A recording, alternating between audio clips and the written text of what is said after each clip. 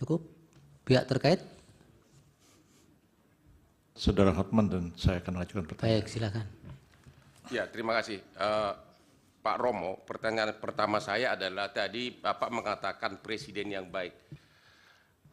Kalau ada presiden di tahun 2021 membagikan bansos dan pelinsos sebesar 408 triliun. Mic-nya dekatkan, Pak. Kemudian tahun 2022 431 triliun. Ya. Jadi tahun 2021 408 triliun, tahun 2022 431 triliun. Apakah itu pemerintah yang baik yang membantu fakir miskin? Tadi kan Bapak menyinggung soal fakir miskin. Pada waktu itu nggak ada pemilu, tapi sudah 400 lebih bantuan pansos dan pelinsos. Yang kedua, tadi Romo mengatakan bahwa presiden seperti pencuri di kantor ngambil duit dibagi-bagikan. Presiden mengambil uang bansos untuk dibagi-bagikan. Apakah Romo mengetahui bahwa bansos yang dibagikan itu sudah ada datanya berdasarkan DTKS, yaitu data terpadu kesejahteraan sosial, dan satu lagi PTKE, pensasaran percepatan penghapusan kemiskinan ekstrim.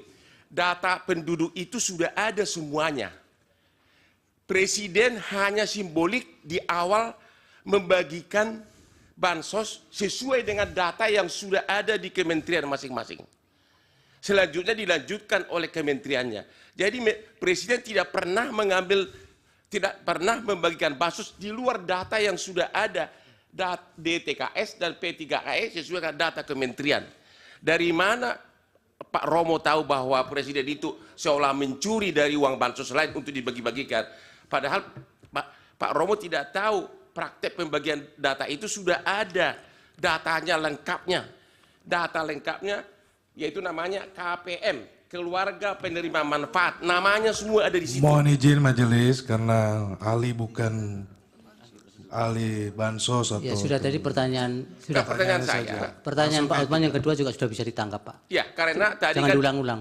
beliau mengatakan presiden seolah-olah pencuri mengambil uang untuk bansos. Makanya saya tanya, itu dia tidak ambil tapi ada datanya semua. Iya, sudah. Terima Itu kan kasih. Iya, baik. Dari Prof. Yusril. Terima kasih Yang Mulia. Saudara ahli, kita paham dalam filsafat bahwa etik adalah filsafat tentang moral, filsafat tentang praksis manusia. Apa yang dikatakan Immanuel Kant, du sollst nicht, apa yang harus, apa yang wajib, apa yang tidak wajib.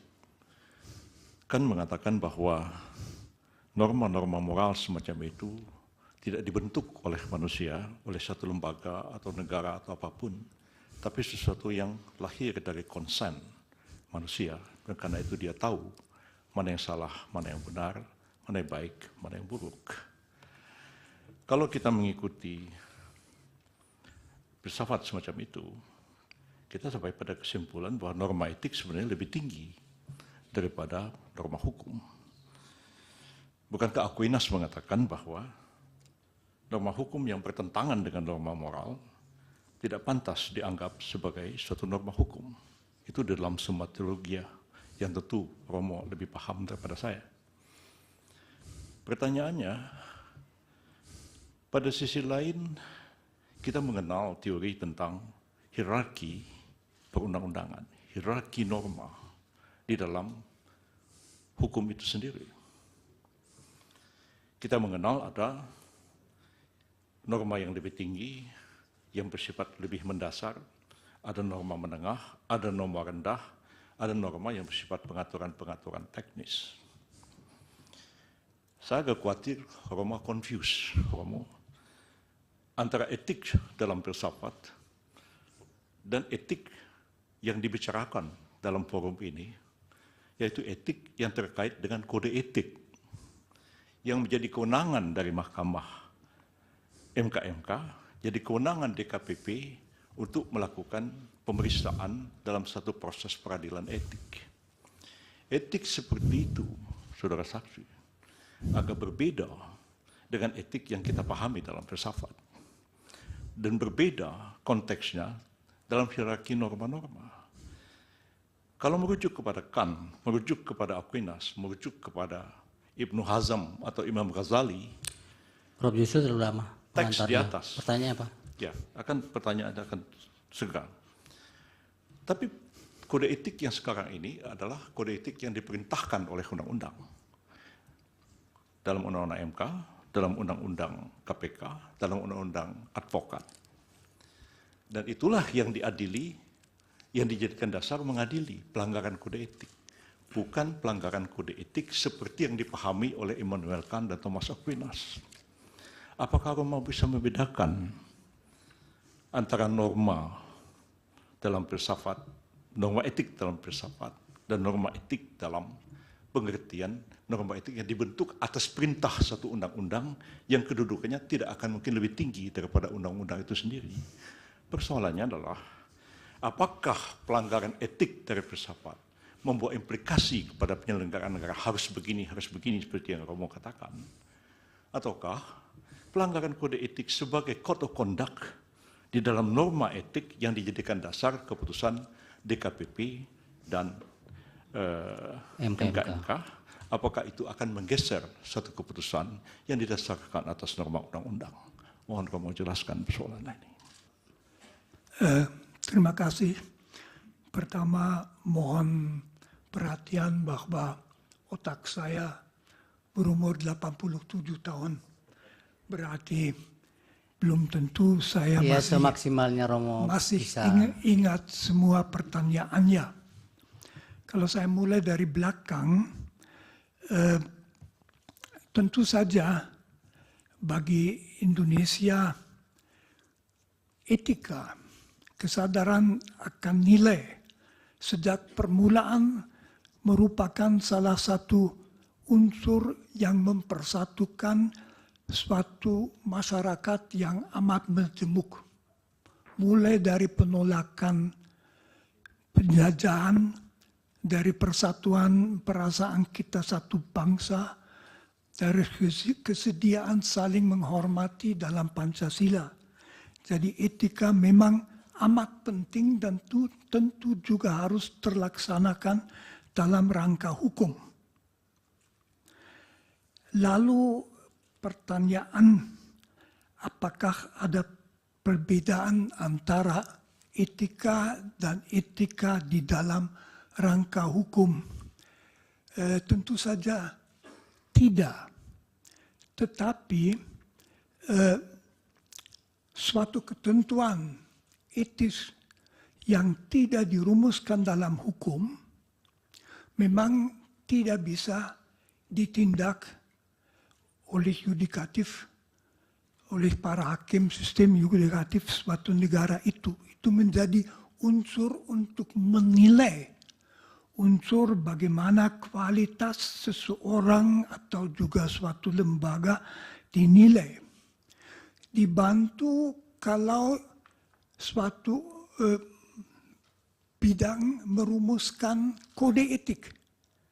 Karena lalu kode etik itu merumuskan dalam poin-poin yang relevan hal-hal yang perlu diperhatikan. Jadi memang pelaksanaan para hakim dalam sistem yudikatif mesti atas dasar undang-undang. Di situ muncul pertanyaan yang di Jerman muncul keras sesudah runtuhnya Hitler. Apakah hakim boleh mendasarkan diri pada suatu ketentuan hukum yang harusnya diketahui ya. Tidak berarti ada susunan resmi tidak boleh dipakai. Ada hakim yang sesudah Perang Dunia Kedua dihukum karena menjatuhkan vonis atas dasar hukum yang berlaku, misalnya hukuman mati. Jadi masalah hukum kodrat itu sudah over. Sekurang-kurangnya kita mempunyai hak-hak asasi manusia yang sekarang juga ada dalam undang-undang dasar kita.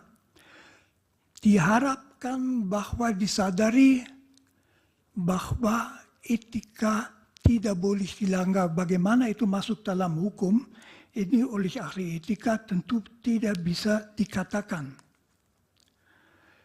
Mengenai bansos, saya tidak mengatakan apapun tentang yang dilakukan Presiden Jokowi. Saya melakukan kalau seorang presiden yang sebetulnya tidak mengurus langsung kementerian, mengambil bansos yang sudah disediakan di situ untuk kepentingan politiknya, maka itu pencurian. Apakah itu terjadi di Indonesia? Bukan urusan saya bukan ahli mengenai hal-hal itu. Saya hanya melihat kasus secara teoritis. Tetapi misalnya kalau dibagikan tanpa memperhatikan bahwa itu untuk para fakir miskin, ya itu saja sudah susah. Lalu mengenai dampak kalau pernyataan pelanggaran etika oleh Mahkamah Majelis Kehormatan diabaikan. Tentu saja itu memberi kesan bahwa asal ada kekuasaan, maka bukan hanya etika tetapi juga hukum tidak perlu diperhatikan. Jadi penguasa bisa mengatakan abaikan saja.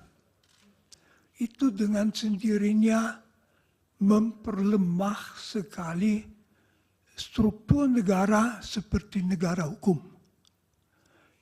Indonesia itu adalah negara hukum dan mengabaikan pernyataan bahwa suatu keputusan merupakan pelanggaran etika yang berat. Saya dari sudut etika hanya bisa mengatakan merupakan sendiri pelanggaran etika yang berat. Dan kalau masyarakat mengalami bahwa etika secara berat bisa dilanggar demi suatu tujuan politik, dengan sendirinya faham mengenai penguasa yang melakukan itu akan turun, akan ditaati karena dia berkuasa, tidak karena keyakinan lagi. Akibatnya, kalau mengikuti Immanuel Kant, Kant justru menunjukkan kalau suatu negara ditata menurut undang-undang yang adil dan bijaksana, tidak perlu usaha etika tinggi. Orang dengan sendirinya akan taat karena paling masuk akal hidup sesuai dengan undang-undang. Kalau sebaliknya negara tidak memperhatikan itu, orang secara etis tidak akan merasa melakukan apa-apa kalau tidak taat pada negara, hanya akan memperhatikan supaya tidak kena. Seperti di lalu lintas kalau kita dengan motor lawan arus itu pertimbangan. Etis itu tidak.